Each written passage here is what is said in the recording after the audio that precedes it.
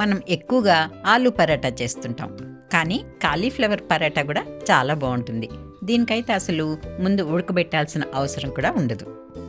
దీనికోసం మనం కాలీఫ్లవర్ని పెద్ద పెద్ద ముక్కలుగా కట్ చేసుకుని శుభ్రంగా కడుక్కొని తడి లేకుండా తుడిచిపెట్టుకోవాలి.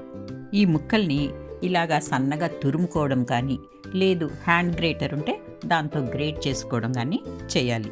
దీంట్లో కాస్త పెద్ద పెద్ద ముక్కలు కానీ వస్తే అవన్నీ తీసి పక్కకు పెట్టేసేయాలి. ఇక్కడ చూస్తున్నారు కదా, నేను తురిమిన కాలీఫ్లవర్ అంతా ఒకే సైజులో ఎలా ఉందో. ఇప్పుడు మనం ఒక మీడియం సైజు ఉల్లిపాయ, మన కారానికి తగినట్టు 2 కానీ లేక 3 పచ్చిమిరపకాయలు, కాస్త కొత్తిమీర, ఇవి 3 కలిపి సన్నగా కట్ చేసుకోవాలి. లేదు అంటే హ్యాండ్ గ్రేటర్లో వేసి సన్నగా గ్రేట్ చేసుకోవాలి. ఇవి కూడా కాలీఫ్లవర్లో కలిసిపోయేటట్టు ఉంటే బాగుంటుంది. ఇప్పుడు ఈ గ్రేట్ చేసుకున్న కాలీఫ్లవర్లోకి కాస్త గరం మసాలా, కాస్త పసుపు, కొంచెం జీరా పొడి, కొంచెం వాము కానీ వాము కాస్త నలగొట్టిన పొడి కానీ వేసుకోవాలి. అలాగే 1/2 teaspoon salt, 1/2 teaspoon కారం, 1/2 టీ స్పూన్ కంటే తక్కువగా అల్లం తెల్లగడ్డ పేస్ట్. ఇది కాస్త చూసి వేసుకోవాలి, ఎక్కువైతే పచ్చివాసన వస్తుంది. ఇక చివరిగా మనం గ్రేట్ చేసుకున్న ఉల్లిపాయలు కూడా వేసేసుకోవాలి.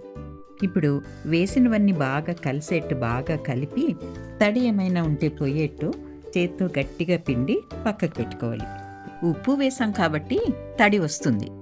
అలాగే కాస్త ఉప్పు కారం చూసుకుని మీకు తగినంత వేసుకోండి.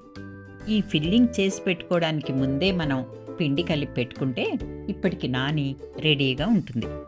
ఇక పరాటా నేను ఇక్కడ చూపించినట్టు చేశారంటే స్టఫింగ్ కూడా ఎక్కువ పడుతుంది, చేయడం కూడా చాలా తేలిక.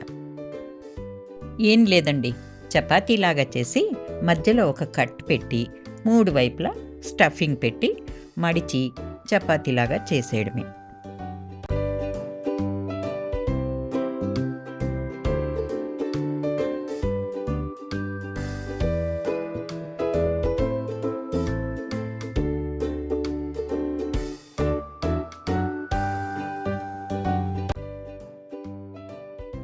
కాస్త బటర్ వేసి కాల్చుకున్నామంటే టేస్టీ గోబీ పరోటా రెడీ అయిపోతుంది.